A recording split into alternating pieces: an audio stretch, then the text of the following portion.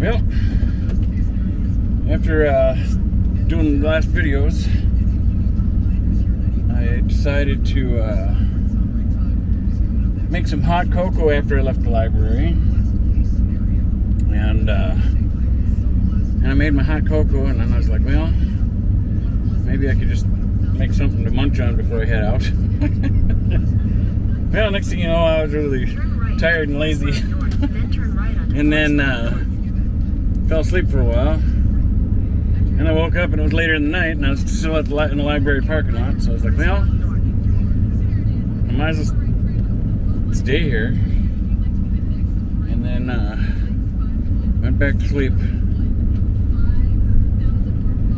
Anyway, so I'm just now leaving the library, I'm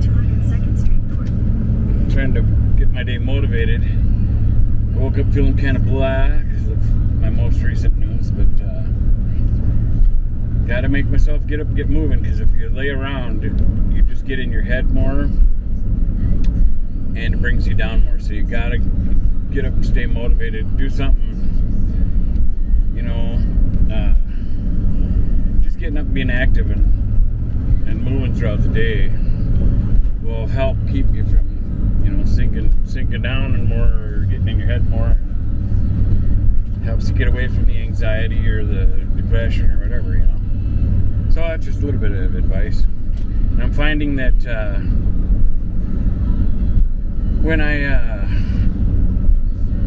turn this camera on when I'm driving, that seems to be helping me get used to the camera more, because I don't, even though I know I'm recording, I don't think about being self-conscious in front of the camera as much, because I've got to pay attention to driving.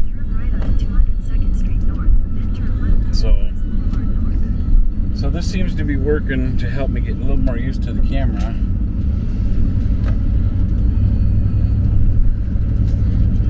On my way to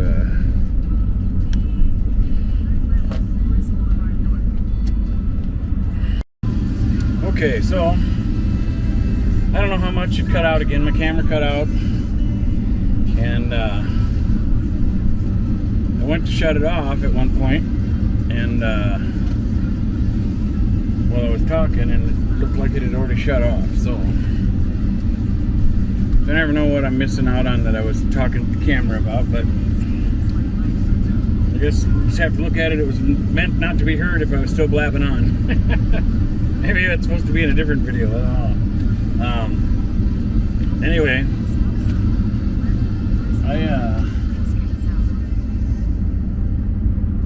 Don't ever give up. Don't ever give up. And even when you think it's almost over, because it's almost 2 o'clock. Amanda Jen is here too. And the final fundraiser. All right, on the road again. Anyway, stopped it for a minute. Hey, I'm back. Ooh, I got some traffic here. I guess I'm gonna be waiting for a minute. I'm gonna let it go. I should turn this down a little. I like this song. Anyway, I woke up last night at like 3 in the morning. It was really weird. I had a weird feeling. I woke up from a weird dream. I talked to my brother in a few years because of how things went down when my mom passed, and oh my God, just so much stuff. But I just made a decision. I can't be around people that are just constantly rotten and not good. So anyway, so I'm not around a lot of my family anymore. We're kind of like in a real isolated world quite a bit. But it's better for me to be with God and around good people, like when I go to church, and other people I meet that are strangers, that are good people, you know, that treat people the way people should treat people. But anyway, I woke up with this dream last night, and I've been thinking about it because I watched Gordon Ramsay stuff, and maybe that's where part of it came from. I don't know. I don't exactly know how dreams work, but it was. I had my brother in my dream for a while, but there's conflict there, you know, between my brother and his wife and stuff. I don't know. But I wish there were better people. I don't even like talking about it, but I gotta talk about this dream. So it was a weird dream kitchen, like a industrial kitchen, kind of like on Gordon Ramsay's Hell's Kitchen. Only this wasn't a clean place. It was like more. There wasn't like shiny steel appliances or nothing. Everything was all brown and dark and gross and greasy and it's kind of weird because it was kind of like I was in there but I wasn't. And my brother and his wife were in there, and there was like different areas like where they had, you know, the grills and the prep areas and stuff, but there was like shopping carts. The shopping carts were dirty and gross too, but there were shopping carts at the end of like every area that blocked everybody in, so nobody could get out of that kitchen. And I was there, but it was kind of like I was there, but I wasn't, because I know my brother and his wife, they had walked by me, but they didn't recognize me. Then I had this like weird, I don't know, it was just a weird dream, man. I don't even know why I'm talking about it. I don't know if I should put this in there. Maybe I better stop and think about something else, because this is just weird. Anyway, I'm going to stop this. Well, my camera cut out again, so I don't know about all these little clips. We'll slap them together and we'll see how the video comes out. But anyway, I was talking about that dream I had about my brother and his wife, and it was a weird dream. But anyway, so then after I stopped the camera, I was thinking about changing the subject and not talking about that and not putting that in the clip. But then I also thought about how I want to be organic and real, so I guess I'm going to be leaving it in there. Anyway, because of my news that I had in yesterday's video, or the last video, whatever, I had that video come on this morning, I think I've scheduled it to come on early this morning. That was about my sad news about me losing my one storage unit, and the second one will be coming soon, I'm sure. You know, unless something amazing happens, you know. But like I said, it's material stuff, you know. It sucks, it hurts, but God's got me on a path, and I'm willing to follow it and do whatever He wants me to do. I don't want to lose all my stuff, but I'll do what I'm supposed to, I guess, or what I feel I'm supposed to be doing. Anyway, I forget where I was going after that dream deal. I woke up at like 3 in the morning, and that dream was just really weird. And I struggle. I don't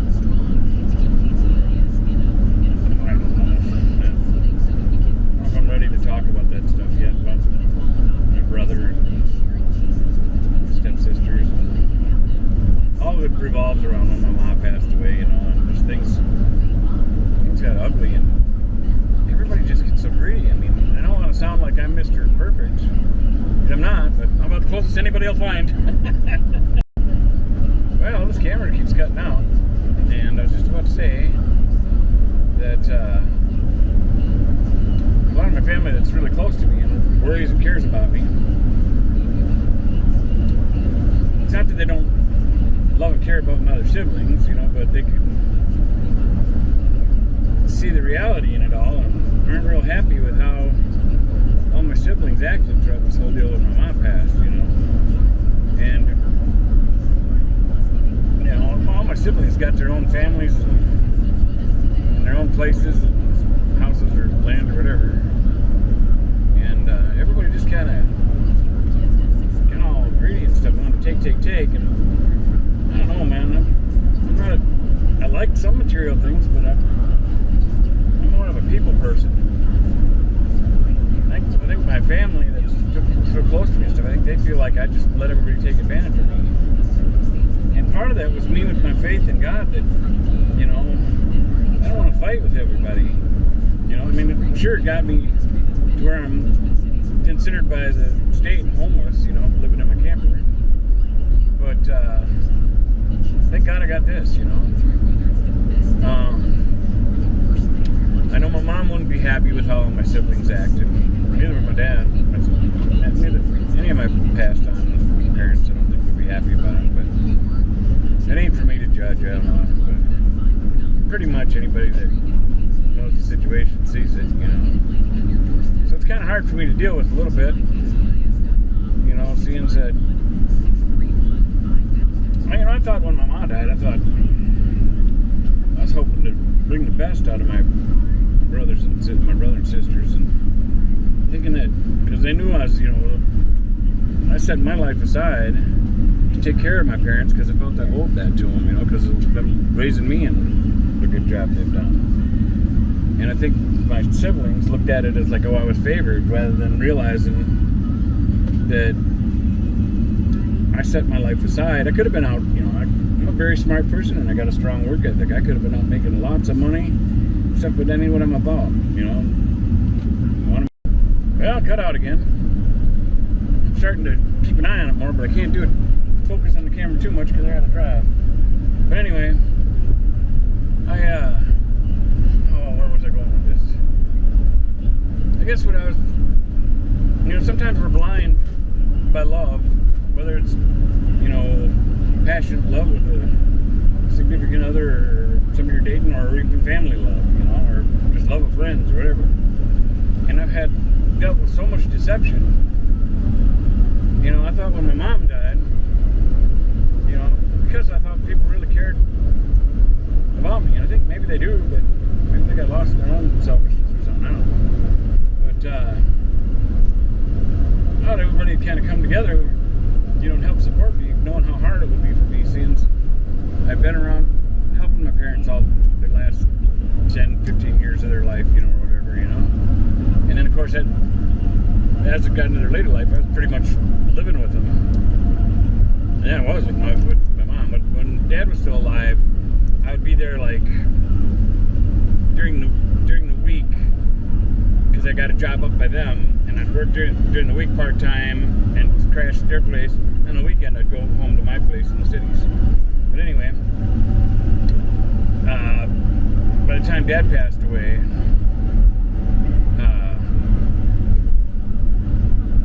and I was just there to take care of Mom, you know, after Dad was gone.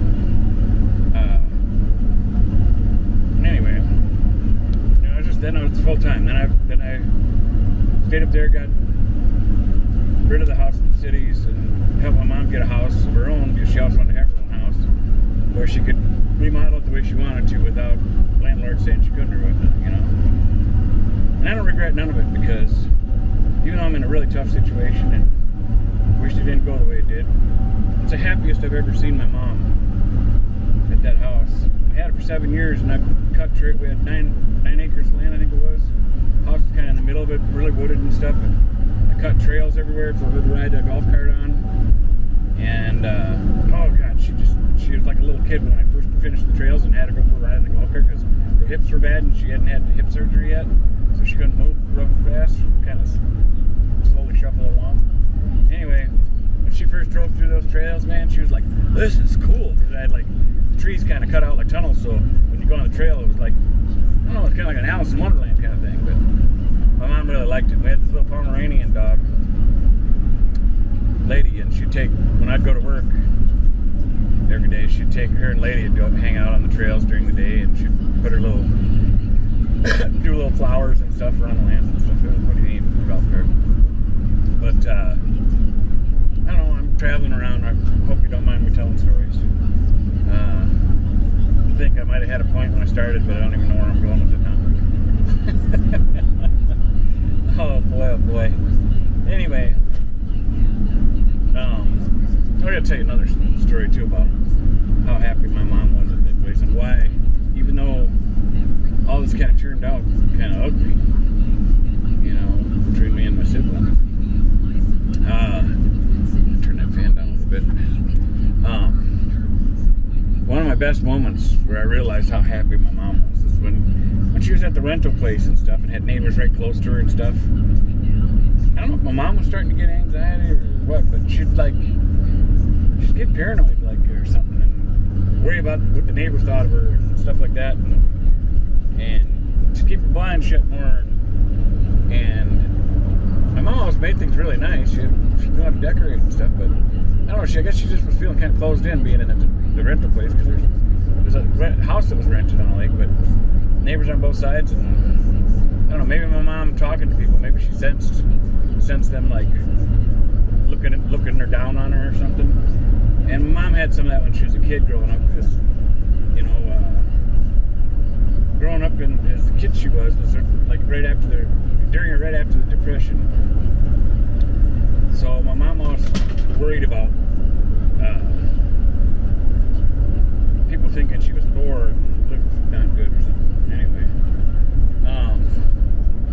what was cool about that house, one of my best moments I'll never ever forget, is I woke up, I come out and I could see my mom's car out in the driveway and couldn't see my mom nowhere. So I'm like, Mom, I'm going through the house. I couldn't find her nowhere. I go to the other end of the house, came down there. So I thought, well, she wouldn't be on the garage, would she? I look out in the garage, because the garage is attached. She wasn't there. I'm like, I looked out the window again. Her car's there. I'm like, well, where in the heck would she be?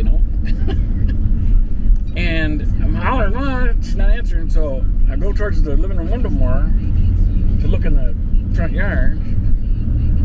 And my mom, who used to be worried about neighbors, and what they thought of her, that was in her nightgown robe thingy, sitting at one of our little round picnic tables with an umbrella, big umbrella dealies, reading the newspaper in her nightgown. And I just stood there. Oops, sorry. It's emotional. I guess I won't beat her right. I just stood there looking, man, and just seeing how at peace and happy she was. In my whole life, I've never seen my mom so happy as that day. She was just so at peace, So that house, it was everything for her. It was everything she ever wanted. And when we first moved in there, boy, she was whipping me pretty good with remodeling stuff. She's like, hey, could we tear out this wall that's between the fireplace and that wall, to make it look bigger here in the living room? I'm like, well, of course we can. And I said, Mom, anything you want to do here, as long as we can fund the supplies, I've got the knowledge, we'll get it done, I said, I might not be able to get it done overnight, but we'll get her done, And so my mom just kept me busy with redesigning the house and stuff, So while I was cutting trails, and in the beginning I had to mow the property, and there was probably, there had to be at least, I'd say at least maybe 3 acres of mowing. I'm gonna guess. I'm just taking a guess, but we didn't have a riding lawnmower yet when we first got there, so I had to walk behind regular, whatever they are, 12 or 14 inch, whatever the heck them little, well, maybe they'll be a little longer. I don't know, 24 inch. I don't know how they are, but walk behind self-propelled kind of more. And man, it took me a whole week to cut that property. Dang it, this camera cut out me again, and I don't know where it cut out at. I hope it did cut out for talking about my mom and sitting there reading the newspaper. Oh man, I hope not. Oh, you gotta do that, camera. Anyway, that's kind of got me a little bummed out there. I have to see if, I don't know if it's my SD card or why it's doing it. I hope it ain't the camera. I can't afford an SD card right now either, but at least if it's the SD card, that's cheaper to get a new one than the camera.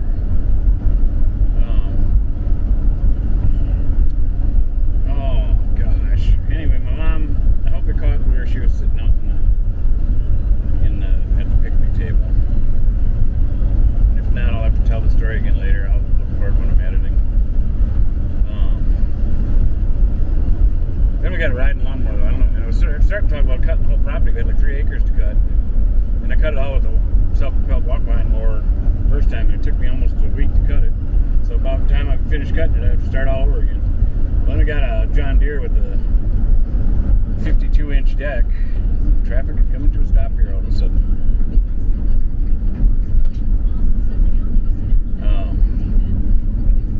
Or 54-inch deck. I don't know. I think it was a 52 or 54-inch deck. And even with that John Deere, it would still take me a couple hours to cut that property with the big deck on it. But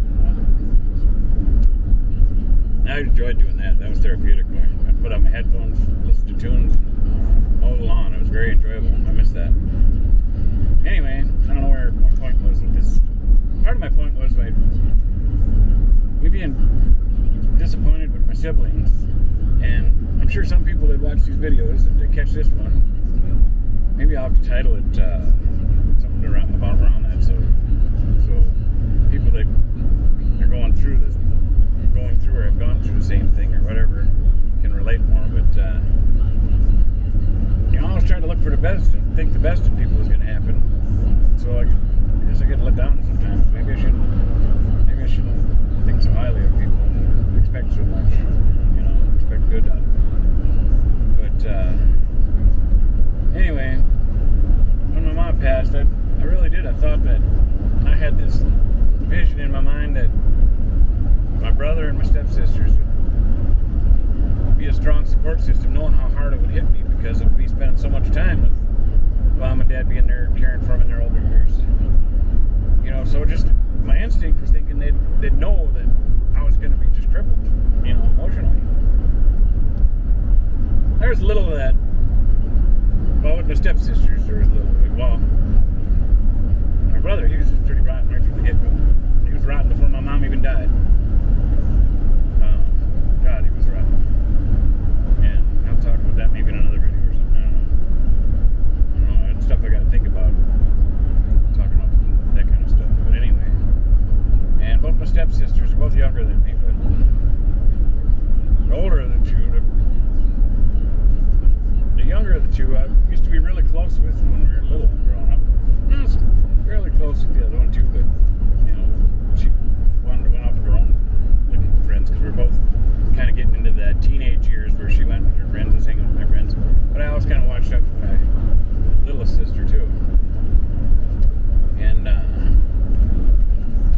so when Mom passed, yeah, everybody just kind of got ugly and sneaky. Now my youngest stepsister, she, when I say stepsister, I don't know why I'm saying that, because to me they're my sisters, We grew up for kids, but maybe it's because when I don't have my brother got an attorney and booted them out of the deal right away because they weren't blood related, my mom wanted it to be a 4-way split between all of us. Anyway, I haven't seen a penny from anything yet. No, that's out. It's just a sad situation. I don't know. But anyway, I'm glad I'm who I am. I'm glad that I didn't stoop to those levels. What I started talking about earlier in the video was that I was thinking that they were going to be there as a support system for me. And then all this ugliness happened. Now my youngest stepsister, I ended up going and staying with her after my brother kicked me out of the house and stuff. And because the court awarded the NPR and stuff. But anyway. So I stayed with her when I first went to go back to work down south. That's how I started working at the foundry. Well, that sister ended up getting all squirrely on me too. It's gonna make sense. And I know my youngest sister. I know that me and her have been pretty close throughout life, and I know that whatever her little bouncing moods are, I know that there's plenty of times she's probably missing me and wishing she had the guts to call me. And a mutual friend of me and my sister's, she's tried to ask me if I've talked to my sister and stuff, and finally I had to tell her that, traffic slowed down on a hill. I got these semis right in front of me. And I couldn't change lanes because I didn't want to get in an accident. But I'm going to change lanes now. Somebody must be stalled on the road because the semi's changing lanes too.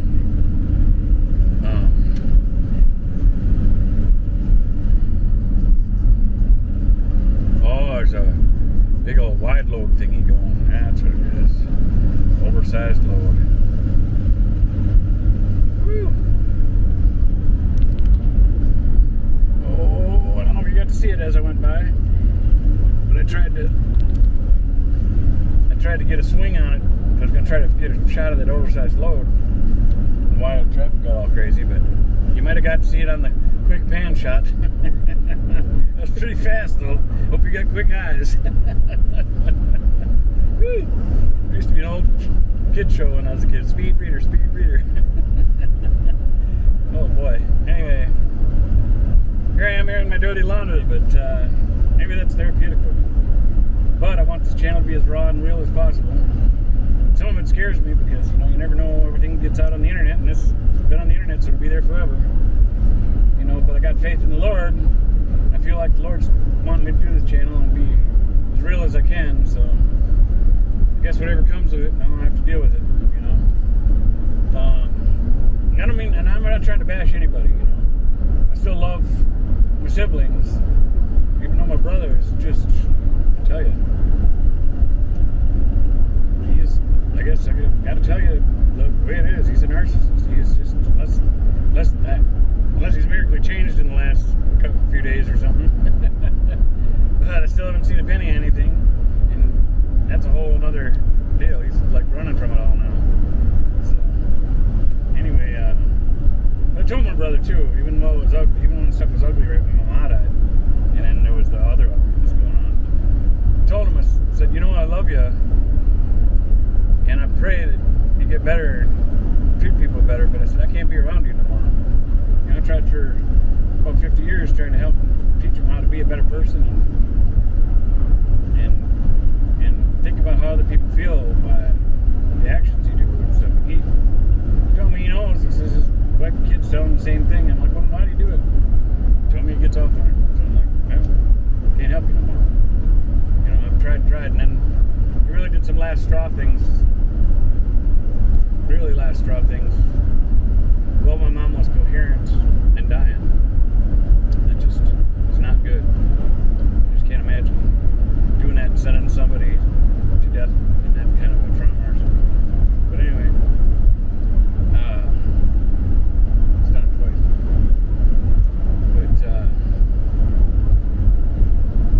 But oh man, I don't know how I got into this. This is gonna be a heavy duty video, boy. I don't know, I'm gonna have to, I feel like I should put it up anyway. You know, I'm trying to be real and raw.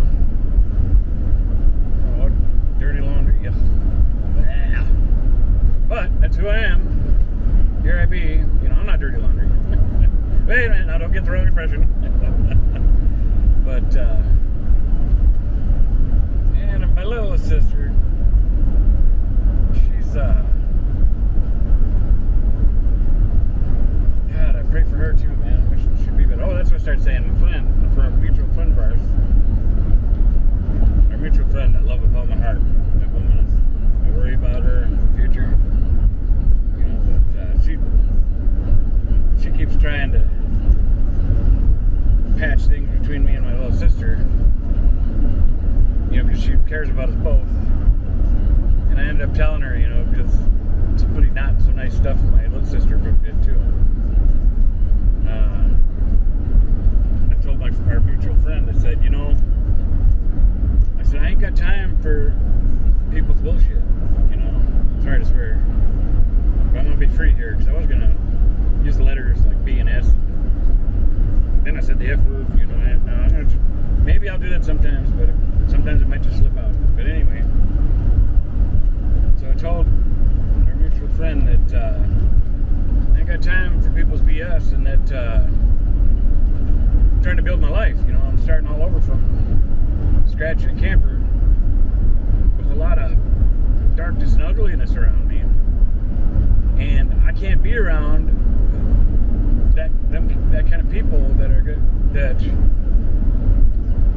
don't know. It's like, you know, misery loves company or something, or somebody wants to keep you down so they can feel good or something. I just can't be around that, you know.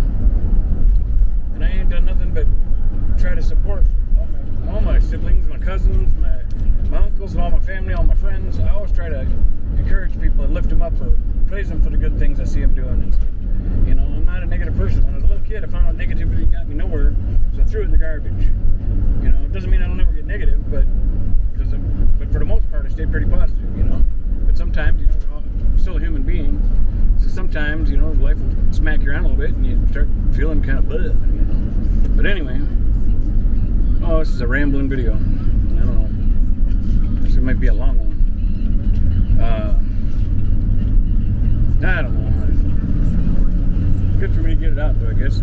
Slap it on the camera. So,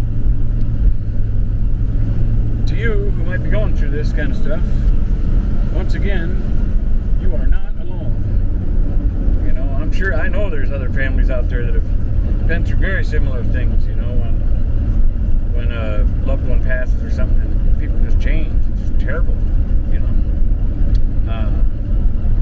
Matter of fact, I think I talked about it in one of my last videos too, about me, my dad, and my brother when my grandpa died. I think I talked about that in one of the other videos. I hope I did, because otherwise that means I dreamed it. And that would mean that I'm getting my videos and my dreams mixed up. No, I'm pretty sure I talked about it in one of my videos. Oh boy, thank you for watching me. I hope if you're somebody that started to follow me or watch my videos more, I hope there's things about me you can relate with, and I hope somehow I bring a good feeling out of you, like either that you're not alone, or like that you can relate with me, or if you can feel the true me, who I am. I wish I could meet you in person so I could BS with you about life and stuff, and you get to know, ask me questions, and get to know me on a personal level in live time, you know. Maybe I can do that eventually. Maybe I'll try doing one of those live things. I've seen those before too. I've never really watched it much, but I know you can go live, and if I go live, then maybe people can ask questions, and we can talk more about Jesus Christ or faith, or you know, somebody might ask, you know, like right now, all this crap I got going on, man. So many people would probably go nuts. You know, I fight it sometimes just because there's a lot weighing down on me. But even some of my closest friends and family are like, I don't know how you keep doing it. You know, heck, when the ugliness first started happening, you know, with brother and stuff, man, there's a lot of family saying you should do this or you should do that, blah blah blah, blah, you know. Well, believe me, there's a part of me that wanted to go do some not nice stuff with my brother and get smacked the crap out of him, but I knew that it was better, because I wasn't going to solve nothing, so I knew it was better for me to just stay in the house and stay away from him, you know. I don't want to hurt him, and I know he'd all get in my face and antagonize me or something. So yeah, so through it all, I kind of looked like I was just letting him bully me around, but believe me, I'm telling the 100% truth. I was doing it for his own benefit, for mine too. I mean, but it was best I didn't deal with him. That's why it became more of a legal thing or something, because I just can't. God, I just don't see how people can be so like that. But anyway, I don't want this to be a negative video. I don't want this to happen. I want to talk about good stuff, you know. And maybe I need to get it out. But today, because I've been feeling a lot of this stuff, I know what it is, I think. Because of that news I got yesterday, that kind of topped it off, you know, about the storage locker deal. Maybe that's why it's coming out of me. Maybe I'm feeling it all again, and I'm getting all, oh, this is frustrating. You know? But like I tell everybody, I know it's going to get better. I have such a strong faith and a good relationship with the Lord. I can even take off my glasses and look you right in the camera lens. I'm going to wait for this car to go by. And I know it's going to get better. God is real, I promise you. I promise you with all that I am. If God ain't real, may He take me out right now. And I know He won't, because He is real. So, that'd be terrible if that happened. But I knew that wouldn't happen. So, anyway. Boy, it sure make for quite the clicks and videos. That'd be rotten though. Oh. Anyway, so I hope this video ain't too bad or too negative. I should probably stop this, because I know I've been recording for a while, and this time it didn't blow until I get shut off. I'm gonna have some goofy clips in between there because I cut out a few times. But I'm gonna stop this clip. I'll start it back up again in a little bit. But for now, I'll say goodbye for this video, because I think I've talked enough to where I've got enough for a whole video, and I don't want to make these videos too long to where people don't. They've all been running close to a half hour, 20 minutes, half hour, or something. Anyway, so I'm going to let you say goodbye. Like, subscribe. Thanks for watching. And praise the Lord. Get to know Jesus. I don't know why, but for anybody that's new to it, I want to tell you, the Old Testament's got a lot of good history in it. But I'd say read that New Testament. Jesus is all the New Testament. It's what I've been reading, and went to Bible school and stuff, and I kind of know it, but I don't know Scripture real well. As I've been reading it again, I've been really liking it.